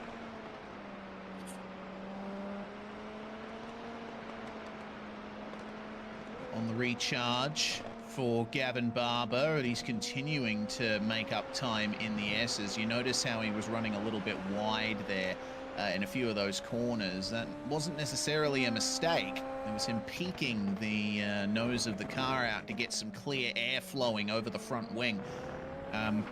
These cars can... Jesus, there's a lot of gravel there on the exit of Degner too. These cars do follow each other a bit more closely than other high-level forms of open-wheel racing, but they still have the same essential problem when you're following closely behind another car, and that is the dirty air effect. Through the high-speed corners, you won't have as much clean air going over the front of the car, and that will reduce your front grip and induce some instability in general in the car. So if you're following closely through the S's, just keeping the nose out in the clear air every so often will likely help you. So Michael Hogg is going to be the next driver to join the gang of drivers to make an error out here. Oh, apex curb sets him up a bit nasty for Degner too. Yep, not as wild of a ride. It was Lockridge the last time we had a cut. Yeah, it was. Lockridge that had the last car have a moment through Degner 1. But still, once again, grab the apex curb, Reese, and immediately unsettle the car in a way that's very hard, in this case, unrecoverable by the time you get to Degner 2. Yeah, the curbs at Degner are brutal. I think the most brutal curbs around this entire racetrack. They haven't really changed that much since the Degner complex was first profiled to its current state in the late 1980s. Especially that apex curb really sticks out like a sore thumb, and the exit curbs here are a little bit rough as well. You won't see drivers using them too much. In lower categories of racing, especially sports cars, you'll see them all over the curbs at the Degner corners, but when it comes to open wheelers, you want to stay off them. Yeah, maintain that underbody and overbody aeroflow at all times, and curbs there at Degner certainly not going to be helping that. There is Deloach, Barber, and Stuart Elder here in a three-car pad. Lead. Ewan Baker. Yeah, trouble. Yeah, moves past Cameron Dance. Dance having to take some avoiding action for the spun Gavin Cox at Spoon. And once again, it looks like a case of a driver going for a spin and letting off the brakes to try and roll off the circuit. But I think Gavin Cox very quickly realized that Cameron Dance was coming up on him here. You'll see Dance having to go off the circuit into the grass and lose all of that momentum out of Spoon. So now he sees himself in second place, and Ewan Baker responds with a big application of the overtake button. But Dance is right on the back of him now, coming through the S's. The lead is on. And also, I mean, it looks again pretty helpful to see that car in slipstream, able to stay with the cars using push to pass with clear air in front. And critically, the gap is now nearly 60 seconds in push to pass available between the two drivers here of Baker and Dance. And as we're coming down 18 laps to go for these two back at the start finish line on this current occasion, that's going to mean you can really start talking some pretty significant differences in P2P usage. And like Cam can either now go match Baker use for use, because not just that roll hoop indicator, but the rain light on the back of the car will come online should Ewan start using the push to pass button. So Cam will know from what he's seeing directly in front of him when Ewan goes for more push to pass. He can just follow him along and just basically say, well, you can use 100 seconds. I've still got 165. So it's game on. Certainly is. And, well, from Ewan Baker's perspective, he would love to cap off his season with a win, but Dance now going for it here into the final chicane. How hard is Baker going to fight this? They make contact, and that's going to be Ewan Baker's front wing on the left side, crumpled inwards a little bit. So a bit of damage now for our champion-elect. Dance is back into the lead, but at what cost to Ewan Baker?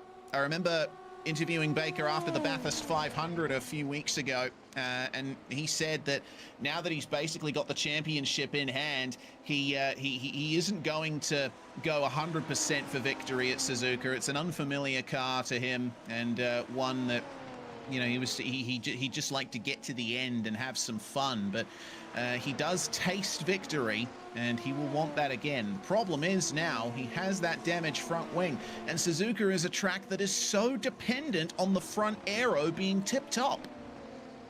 Yeah, we'll watch to see if that gap sort of really blows up here over the next couple of laps through the faster bits and pieces. For now, it's holding pretty steady. And we shall see how the gap works out now between them. A brief blip for Dance, but I think it also shows that there still being about 16 laps or so of this race to go once they cross the line next. There is a lot of potential for an incident like that to happen again, with a car spinning ahead of the leaders and potentially making contact with them, at least avoiding action, losing you 4 to 5 seconds at worst. Well, we'll keep an eye out, especially on this fight for 11th. Robert Deloach and Gavin Barber. It's Fusion versus MFR. Matchup that has been pretty consistent in the international region of the majors throughout its history. And Deloach is doing his best to keep Barber behind. Gavin is trying his best to make a recovery. He's down 2 spots from where he started. Maybe he can get one of them back here. Yeah, we'll see what he can do. He's just used a bunch of push to pass, it seems, to stick with, or otherwise put some pressure on Deloach. Unfortunately, we don't know what Deloach's push to pass situation is, because he's still got the magical out reading of 254 seconds, as does Sam Harper. So whatever they're using, we can't tell, except for when it's on or recharging visually, as per the light indicators. Ben Doherty, speaking of using the push to pass, he's trying to catch up to Dan Stevens, I think, or Does that try and get back past Dan Stevens? Because he's on the button. He's less than 60 seconds remaining now in the 3-1-3 machine. And far and away, the driver with the least amount of the overtake in hand. Yeah, well, looks like these two have followed each other through the field, haven't they? Dan Stevens in that position in the first place because of the checkup that, and I mean, at the end of the day, that incident on the first lap, it was only a tiny one initially. Doty just clipped Stevens's car, but it ballooned into something much worse than that. So I think those two is going to be no love lost between them as they now try to fight their way through the top 10. Barber, meanwhile, on the back of Deloach still, and closer than he's ever been through the S's. Keeping an eye on the pit strategy between these two. Barber pitted 6 laps earlier than Robert Deloach did. So Deloach has the fresher tires of these two, but seems to be struggling to take advantage of that pace there. Actually, no, Deloach's tires are younger. Yes. Yeah, good bit younger, indeed. Makes you wonder then how much it really makes a difference if the two of them look pretty even at this particular point. And to have that kind of a 7-lap tire difference in situation here. Be one to watch out for. As speaking of what's the situation up front, well, I can't say for certain whether it's purely that aero damage or not, but Cam Dance once again back up to what he was doing at the start of the race, which is seeing that margin grow and grows. Doty actually hits the lane here, 15 to go. First call for the second pit stop. He hasn't stopped yet since coming in to fix up his own car after the lap 2 incident. Pardon me. Yes, I thought it was curious that Doty had caught back up to Stevens. I thought for sure that he'd pitted in that cycle, but it looks like he hadn't. So, very short stop for Ben Doty, only 6.5 seconds or so.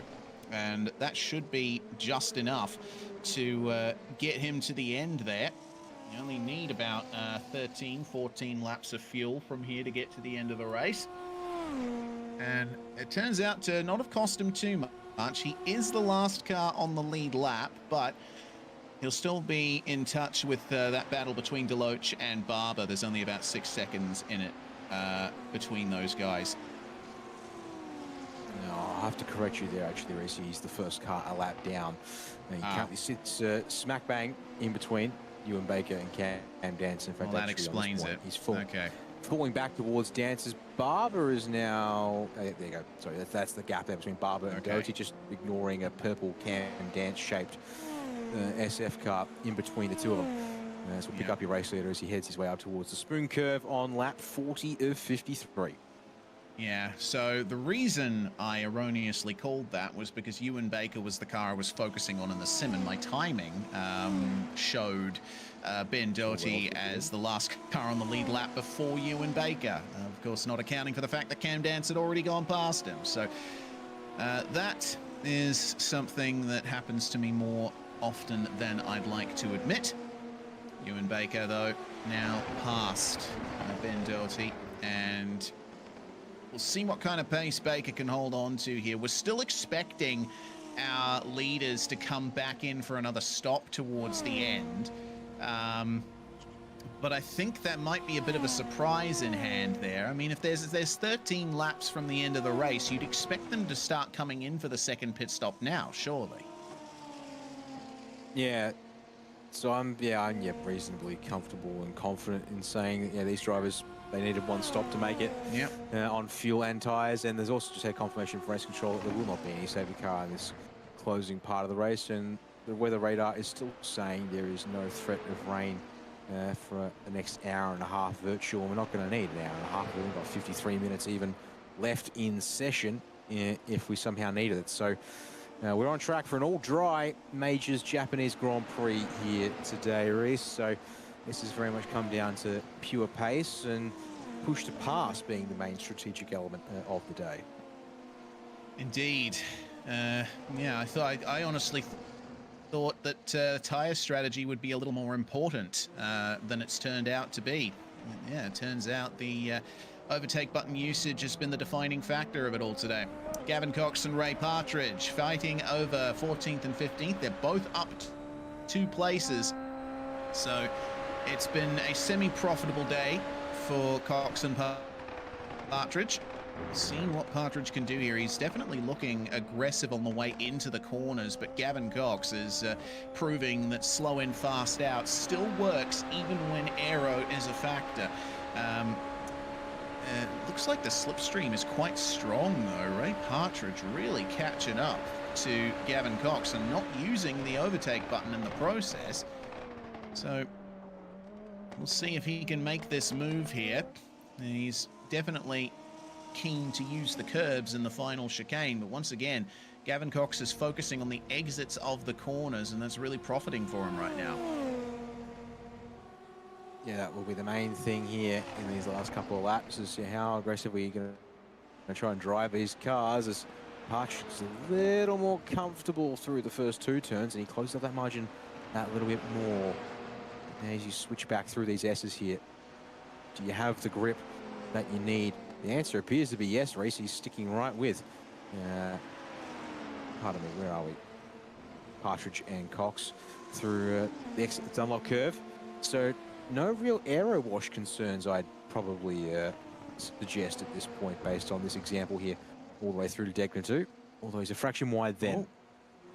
Garen Batten is back in pit lane, and I don't see any black flags to his name. Stop on lap 4. So, yes, so that was an early stop. stop. Yeah, so I think that was for damage. Actually, he did have a big incident early on, and so he'll get going again with fresh tires, and that will ultimately make him lose touch with Sam Harper, and Dan Stevens will move past him as well to move into 7th spot as Gavin Cox now sees the slipstream take effect down the straight to 130R, but hardly a passing opportunity at the fastest corner on the circuit. You have to wait for the run through the chicane for that one. Garen Batten, for the meantime, has come out just ahead of Hayden Kirk, who is 20 laps into his stint at the moment. Those tyres are still very much warm for Hayden Kirk, but does he have the life and the tread left in those tyres to get past Batten? Gonna have to watch and see. There's also the push to pass question as well. Batten has more of that in hand. Thing is, when do you choose to use it with 11 to go? Never mind that. Batten up in the marbles on the exit of the hairpin. And this might just be a bit of drop. No, Kirk's on the button here, out of the hairpin. Although he ends up pushed up a little high and wide. He gets off the button, but now has that 100-second wait coming his way now as a result of that. So he's going to be delayed from using any more of his 124 remaining seconds in this one. But again, I think we're seeing here KSR cars a little more trimmed out. Races look at the slipstream without any push to pass involved. Going to get up to the outside at 130R, swing it around, and he holds it within the lines. That should be job done by the time we get here to the final chicane, and he does pull it up pretty neatly there. Courageous pass from Hayden Kirk to get past Garen Batten. And now up 5 spots into 8th for the KSR 371. Does Batten have any response for it, though? He's got fresh tyres on his car. He'll have a bit more to fight with than Kirk does at present. Got to remember that Hayden Kirk is currently on that cooldown, so there's a lot of potential for Batten to get him back there. Ray Partridge and Gavin Cox, meanwhile, they are still fighting over 14th place. And it doesn't look like that battle is going to end anytime soon. Partridge versus Cox and Kirk versus Batten, the only fights on the circuit at the moment, and it looks like just in time for the race leader to come up on that battle for 8th place. Cameron Dance will hope that Garen Batten is able to make room for him where necessary, but he is going to try and line something up there with a late entry into the hairpin. Still no overtake usage for our race leader. He has now over 5 seconds in hand to Ewan Baker. He can afford to be held up a little bit. Yeah, both of our top 2 are currently sitting behind a lapped car, actually, as it happens. Ewan Baker's got Robert DeLoach in a similar position. The Garen Batten is to Cam Dance at this stage, so keep an eye on the pair of them. As we watch this, the Partridge and Cox, pardon me, battle. And there's Gavin Barber Ben Doherty have just switched places apparently for 11th as they go. Dance will split the lap, or now lapped cars of Batten and shortly, I'm sure, Kirk, although there you go, has this. Garen Batten's on push to pass. Dance isn't. He's just going to use the slipstream to catch up to and eventually pass. Does Batten go with? Batten will go with, and Kirk is going to have to sit there and watch as the position is taken by Garen Batten. Some very cerebral driving there from Batten down the start-finish stretch to take that one back into the first two turns. This here is Doherty and Barber going straight at it, slug for slug, as well for 11th place. Oh, through the S's as well. Looked like a touch, I think. Yeah, that looked like a slight touch. And Barber is around, gets back up to speed, and well, he waited a couple of moments just to make sure that no one was coming up on him there. Unfortunate little coming together, but it just goes to show how fast these cars are, how precise you have to be through these S's. Partridge and Cox will continue their fight, and well, yeah, it sort of looked like half netcode, half Gavin Barber just unable to get the rear end of the car settled and in tune with the front end for the turn-in point for that right-hander. The S's, you basically consider one corner at these speeds. You know, you're flowing between them so quickly. One of them leads directly into the next, all the way up to turn 8.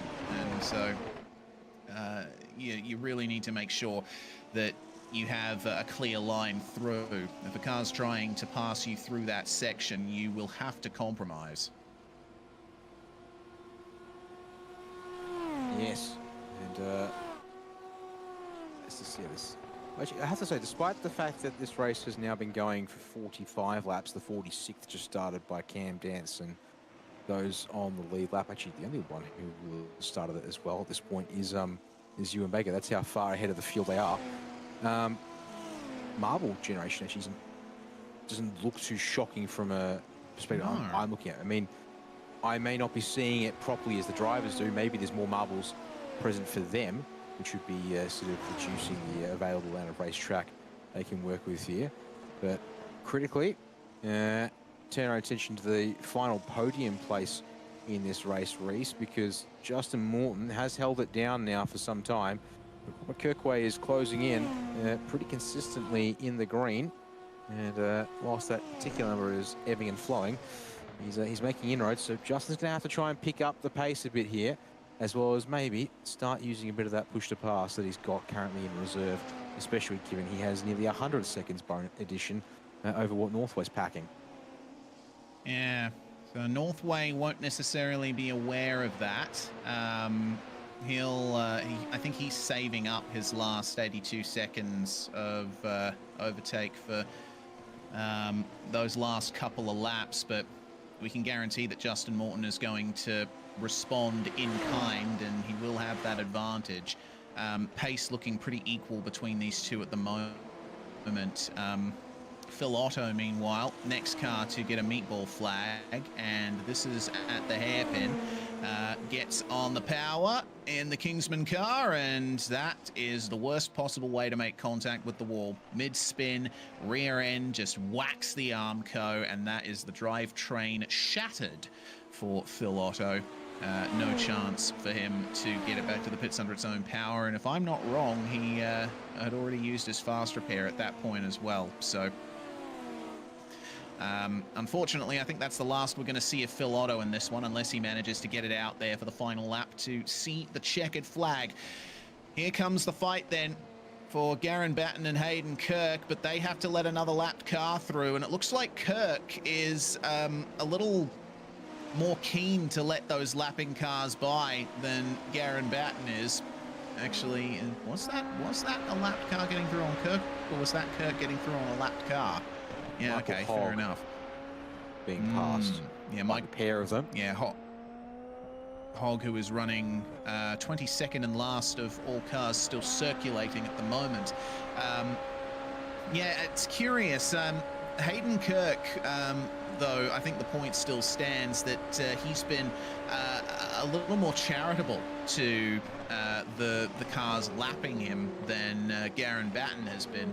The whole reason Batten got past in the first place was because when Cameron Dance was coming through, Hayden Kirk lifted off into the first corner to let Dance through, and Batten decided, okay, I'm going to take advantage and move through on Kirk myself. But now we'll see some kind of response happening from Hayden Kirk here as the gap comes down ever further through turn 2. The speed being carried by the KSR 371 there, magnificent.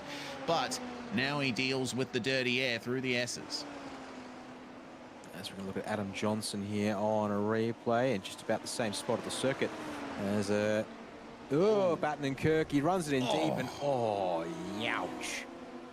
Rips the front end off of his car, unfortunately. So it's back to the pit lane for the number 29 machine, as he will join the mechanical black flag brigade that exists here at the end of the race. We're being told still has the fastest pair in hand, I should say, pardon me. So there's a chance of getting back out on track. But for the leaders, it is now 6 laps to go, which consider runners on board here. Robert Northway looking to try and still chase down Justin Morton, but gap seems to be holding steady now, Reese, at just over a second, 1.2 to be precise currently. It hasn't really come down a huge amount since we last saw them. It was just about 1.6. As Kirk now using the button to catch up to Batten once more. Yes, and Garen Batten has been sparing with his use of the overtake buttons, still with 158 seconds left. And he's going to respond in kind. Hayden Kirk on the recharge, can't use it, and he'll just watch Batten jet away from him a little down the start-finish straight, but still just inside slipstream range. Will keep the gap consistent as we now enter 5 laps to go for our race leaders. Speaking of 5 laps to go, bit of a cheeky comment from Robert Northway about quote-unquote Cam showing off. He's just punched it a 136.6. That's not his best lap of the race officially, though. Where is... I think it was a 36.4 is his best time in the race so far. Yeah, back on lap 25, so he's almost there.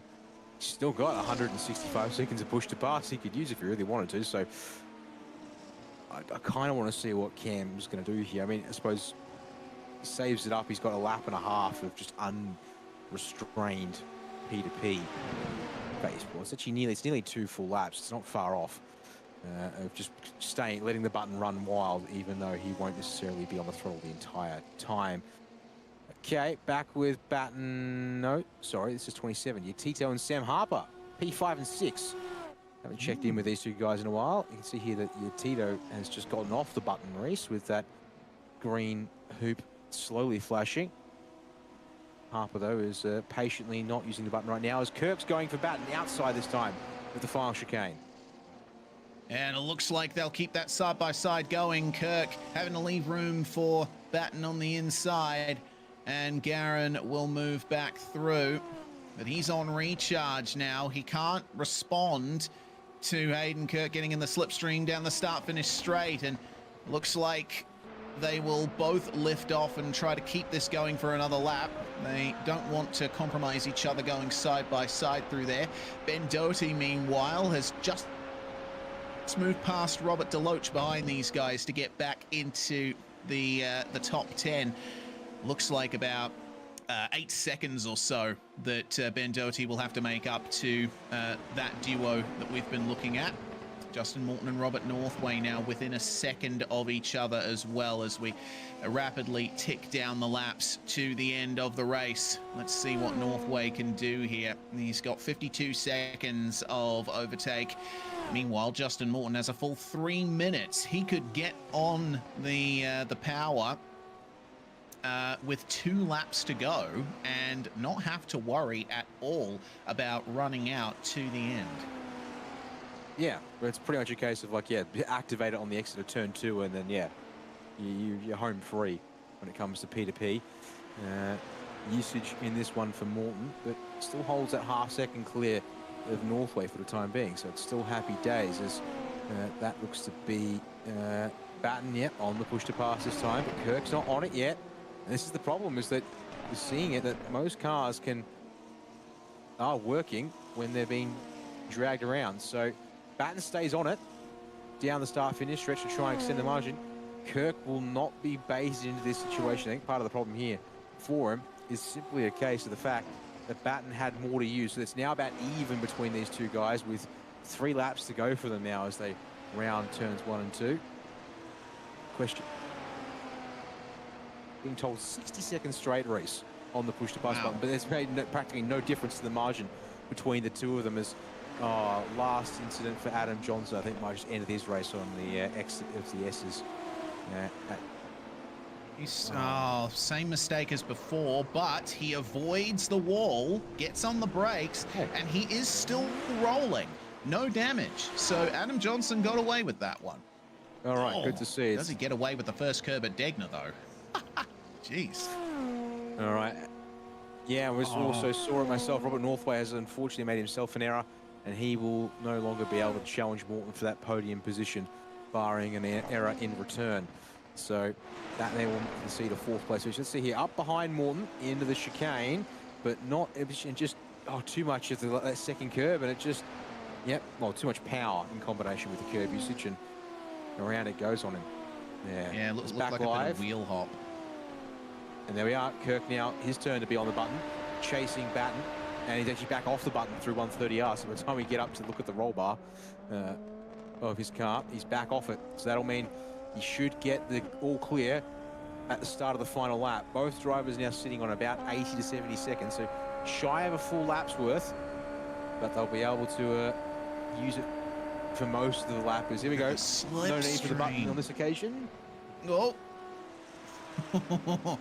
Almost a move there into turn 2. Yeah, the KSR cars are super quick in a straight line. They are trimmed out. I'm really looking forward to seeing what Kirk can do here, whether or not he can end up getting past Batten in the end. This is going to be a super tight fight for P8, and same for the battle for 5th place as well. Chris Yatito and Sam Harper still separated by less than a second as well. Hey, Wayne Hutchison, meanwhile, he's managed to stay in 13th position, only one single place down from where he started. He has run out of push to pass now. Ray Partridge behind him will likely still have a bit more. So 13th place still up for grabs as well. So if we actually get a look at Ben Doherty real quick as well, because he's an example of a driver who's less than 20 seconds. So there you go. This is the other one that we were hoping to maybe see towards the end of this race. The flashing red means it's low on availability, as Ewan Baker is going for possibly the last of his push to pass here. 25 seconds remaining. Yeah, he'll dump this out to the rest of the race. Otherwise, he'll run out of time to actually use any more of it, Reese. Meanwhile, I'll be eternally disappointed. Cam Dance is refusing to actually use his, as Baker's roll hoop there will flash red. He just brought the fastest lap down. Oh, there we go. 20 seconds remaining for Ewan Baker. He is going to drain that push to pass. But Cameron Dance, yeah, having not used that at all, he can burn this entire lap. He can.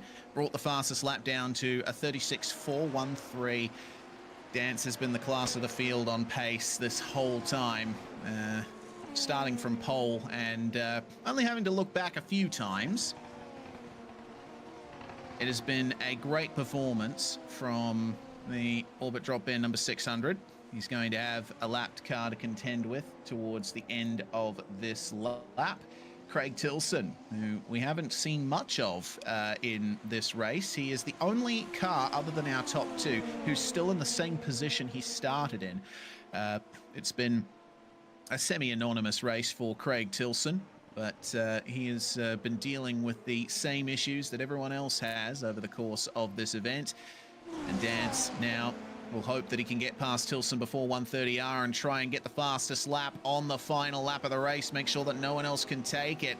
Round at 130R. A little bit earlier to the apex than he would like, but he maintains that pace. and it looks like, oh yeah, a little bit of oversteer through the chicane, but nothing doing for Cameron Dance. He is going to take the final win of the season in the Majors International region and bring the fastest lap down to a 1:35.3 on the final lap. That is ridiculous. Ewan Baker capping off his championship run with second place on the road here at Suzuka.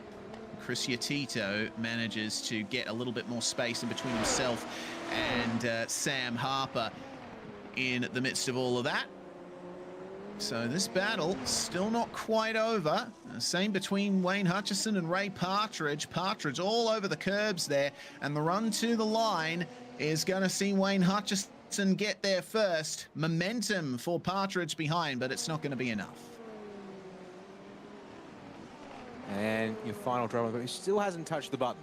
Justin Morton apparently is so tight on fuel, perhaps, as going to finish this race with 180 out of his 200 allocated seconds still available in the bank.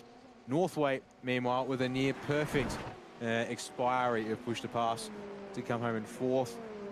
And then it'll be Tito and Harper, fifth and sixth, going to come across the line. I think Dan Stevens either snuck into the pits just before Cam Dance crossed the checkered flag, and he'll actually count as being the seventh and final driver on the lap. Yeah, looks like it. Dan Stevens looks like actually having to get into the pits once more there. I think that's a white flag only on this screen, so he got out just in time. Yes. So good stuff from Dan Stevens. A solid recovery after we thought he was down and out on lap one. Managing to crawl his way back to seventh place in the end, only 3 spots down from where he started, and that's going to be a great end of the season for Dan. He's very happy with that, as the celebrations for our race leader almost result in contact past the start-finish line.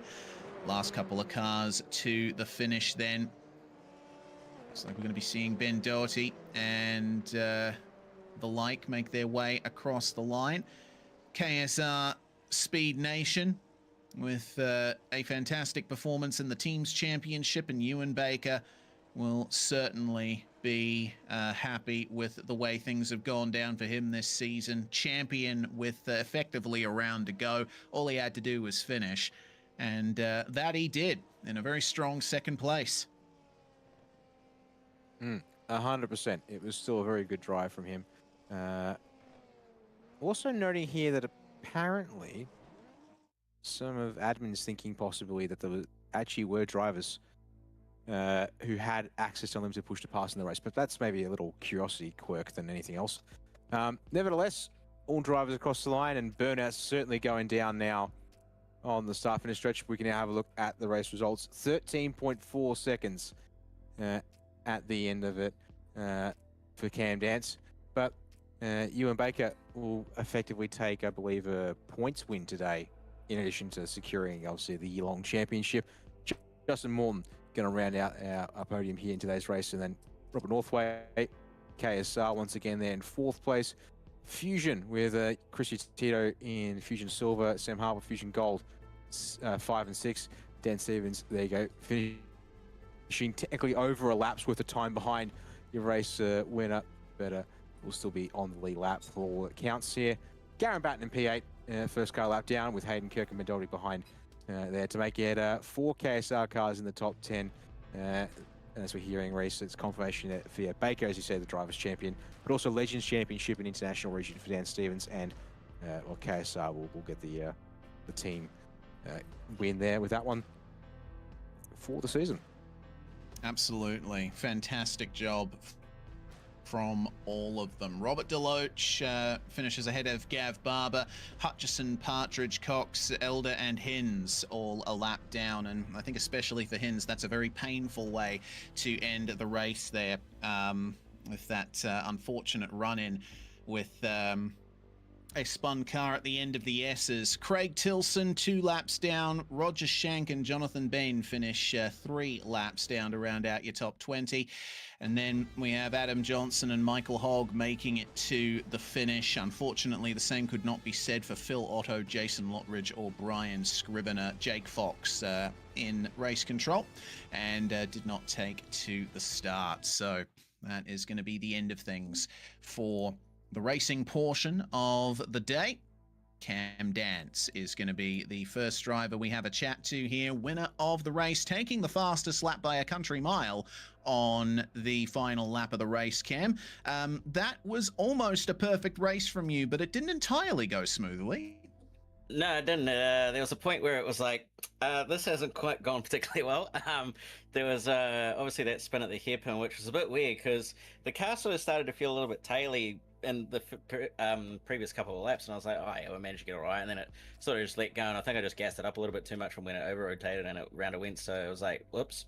And then a couple of lap cars following us up didn't help as well, so I was like, oh well, we know we've got pace, so we'll get by at some point, but yeah, no, it was really good in the end. The car just was an absolute rocket ship, so really good at the end.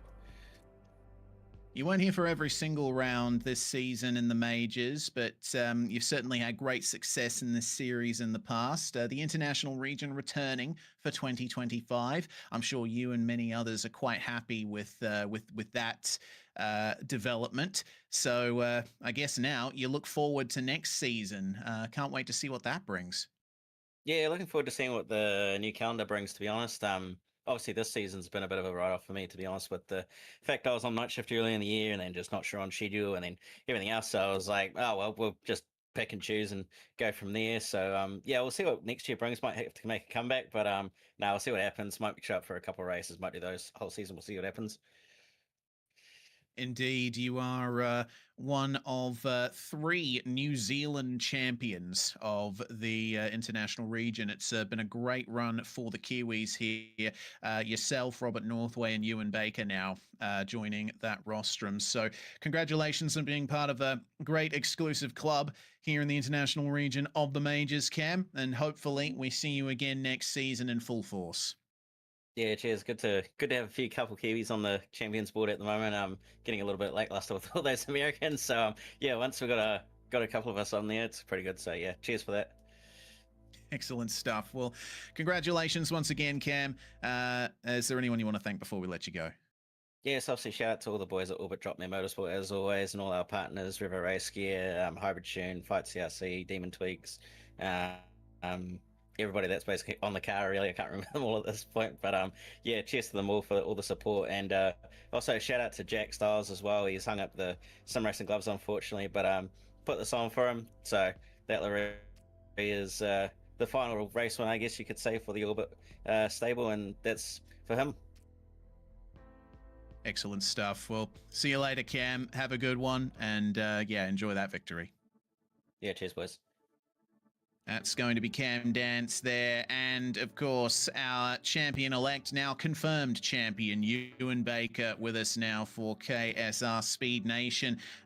Almost had the race win in your grasp there, Ewan. Cam was a bit of a level above everyone else today, but all you had to do was get a finish, and that was championship confirmed. Yeah, no, Cam's always mega, especially in open wheel cars, so I knew it was going to be a mission to try and hold on to him. He just had those few extra tenths of pace the whole race, and it was only a couple of mistakes and getting caught up with that traffic that gave me the shot. So that was good to have a little bit of a sniff of the win and go for it. But yeah, that move down to the chicane when walked up a little bit, damaged my front wing. So at that point, it was like, okay, dial it back, bring it home, take the points, and yeah, round off the season on a high. That you did, and well, obviously there were a couple of interesting comings together over the course of the race. You briefly took the race lead when Cam Dance had a run-in with a spun car up ahead of you. Suzuka, quite a brutal circuit all up. Oh, absolutely, and quite a brutal car as well. It's really on a knife edge, especially to get the speed out of it. You have it set up for the rotation, so it doesn't take a lot to light up the rears and spin you around. So yeah, 53 laps of quite high focus, precise drive, and it's a lot. So yeah, good effort from everyone to make it to the end of that one. Well, you join Cameron Dance and Robert Northway as New Zealand champions of this region. Every time this series has been run, the title has gone to a Kiwi, so it's good to keep that run going. Yeah, it's quite proud to be able to keep that run going, and yeah, I mean, just the level of drivers here is like quite stunning, especially for a country the size that it is. Yeah, it's like Cam has proved today. It's like mega. I think he could wipe out any of the splits, the pace that he's got. So yeah, it's been a great season, a great series. It's one that I've been wanting to do for a wee while now, and then Robert Northway managed to finally twist my arm into joining, and yeah, absolutely glad that I did. It's been fantastic. Indeed, you will have the Mario Andretti Trophy in your hands now, thanks to a great consistent performance all season, Ewan. Is there anyone you want to thank before we let you go? Massive thanks to the team at Kiwi Sim Racing. Everyone involved did a fantastic job. You know, we took out the team's championship as well, so yeah, it was mega from everyone. Massive shout out to Robert Northway. The effort he puts into this series is insane, and the setups that he tunes throughout the week have really given us a leg up, so I can definitely credit a lot of my performance this year to that. Big thanks to the sponsors of the team, Speed Nation, InspireNet, Scott Technology, and yeah, just shout out to everyone that's involved in running the series and showing off the series too. It's been absolutely fantastic, and definitely I think the favorite that I have run, so it's been great. Excellent stuff. Congratulations once again, Ewan. Hopefully you're back and firing on all cylinders again next season. Oh, absolutely. Got a title to defend, so, bring my A game. Lovely stuff. Ewan Baker there, your champion of the international region of the majors for 2025. And finally, Dan Yeaman, I understand that you've caught up with Justin Morton, our last podium finisher. I suppose I did there indeed, and welcome in, Justin. To actually note here, P9 start for you, puts you sort of more towards the mid-pack, but you ended up sort of almost quietly, in a sense, making your way up to P3. Was there anything in particular that sort of you felt really sort of made that possible there, or was that just a case of keeping it on the island and also having pace in race trim that maybe didn't come out in pre-qualifying for this event? Yeah, I think that was definitely just keeping it clean and keeping on the track the entire time. I didn't really put a ton of effort into pre-Q this week. I just had to do one late in the week because I really didn't have much time to do one earlier in the week. So I kind of just put one in to make sure I was in the session, and it was good enough time to be in the top 10. So not a terrible position. I had a really good launch. I think I picked up 2 spots right off the line. And then there was incidents in front of me, and I picked up another few spots, and from there was just trying to keep it clean and keep it in front of Robert. Yeah, and then we were wondering there how that battle was going down. Unfortunately, an error from Robert there, spoiling us of the chance. But also, I guess, pushed to pass in this race. Obviously, one of the few cars on the service that has it. Also, with some extra special conditions here in this car, with the cool down timer that also exists on it. You didn't use a whole lot of it this race. Was there anything in particular as to why? Fuel, or just strategy, or just comfortable with the car and not needing to use it and to get the most out of it? So the first half of the race, I was just trying to save all that I could until I got to the pit stop, and just, because there might have been a safety car at some point in the race, I wanted to make sure I had some for that to have a good launch. And then I did my pit stop, and I was very tight on fuel, and I could not use it. I think I used it one burst out of Spoon going down through 130R, and that was pretty much it that I could use. After I used it, I'm like, oh, I can't do this anymore. So yeah, I couldn't really save like I wanted to because Robert was just slowly gaining on me that entire time. Yeah, and then in the end though, you're able to make it work out pretty nicely there. I guess also a bit of an interesting one because with Cam and Ewan today, their pace was seemingly way ahead of everyone else, and you sort of come home there. Yeah, third place is great. Minute behind, in other hand, I guess, makes it an interesting story on that front too. But also, I guess, traffic and trouble for other drivers, was that much of an issue for you during the race, or able to things spread out to the point where it wasn't any issues there? Everything was pretty spread out for me. I didn't really have any problems. There were a few times I probably wanted the car in front of me to get out of the way a little bit faster, but they weren't doing anything wrong, so not much to really complain about there. Everybody was being pretty respectful that entire race, lap traffic wise, so I can't complain. And well, yes, it's worked out very nice. If you P3 in today's race, also means you'll secure P3 in the International Regions Championship here for 2025. And with that said, Justin, I'll hand the floor back to you. Any shout-outs and thanks you want to give here for both the race and for the season as well, I guess? Yeah, I'd like to give a shout out to all my teammates in all 3 regions. I'm pretty sure we're gonna walk away with 4 team championships if I remember correctly. Rob Deloach, he was battling Dan Stevens for the Legends Championship, and he put up a really good fight.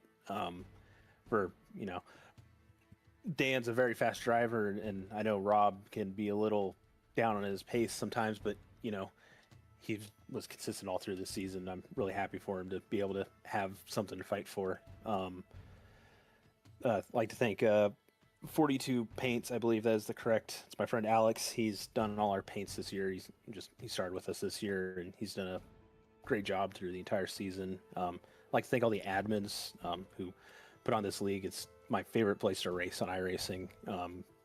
All the race control through the season, just everybody, and thank you guys for doing the broadcast through the entire season. It means a lot. Thank you very much. Justin Morton joining us here, P3 in today's race, P3 in the championship as well here in International Region. And with that, we come to a close for another year here, Reese, and await the news of what will be for the Majors Series in 2026. Absolutely. Big momentum for the majors, especially with the international region coming back. It's fantastic to see that they've brought it back this season, and it's been well attended the whole way through, and a great standard of competition from everyone, including from Daniel Stevens, who, with that 7th place finish, secures the Legends Championship for the 5th season in a row. That is incredible stuff from Dan in the usual competitor in the Majors Series. Hopefully he's back for 2026 to defend his title again. Can anyone break his run? That is the big question. Can anyone break the Kiwi run in this championship next year? We've had competitors from New Zealand win the championship every single time for the moment. So we'll see if anyone can step up to the plate and really bring that competition. But we want to thank you all for tuning in over the course of the season, whichever platform you've come from, YouTube, Facebook, Twitch, or Kick. A huge thanks to the crew at the Majors Series as well for putting the series on in the first place and allowing us to bring the international region to the world here on SimSpeed TV. My name's Reese Gardner. We got Dan Yeaman alongside me in the commentary box, and Jay Kennedy behind the scenes as always. We're SimSpeed TV. We'll see you next time. See you next year. Hey, you know that guy who just before the green flag keys up his mic and asks, "Anybody got a setup?" Well, this is him. This is Adam, and hey, Adam needs some help. On the other hand, this guy over here, this is Steve. Steve is a solid racer, and he knows his way around the garage. Steve's problem is time. With a job and a family, he can't find enough time to build competitive setups and to race as often as he likes. But as luck would have it, Steve knows a secret. He lets the Majors Garage crew chiefs do the setup work so he can focus on the racing. At majorsgarage.com, Steve can get setups for over 60 cars on the iRacing service. So no matter what series he wants to jump into, he is covered. Anybody really should tell Adam. See you at the garage.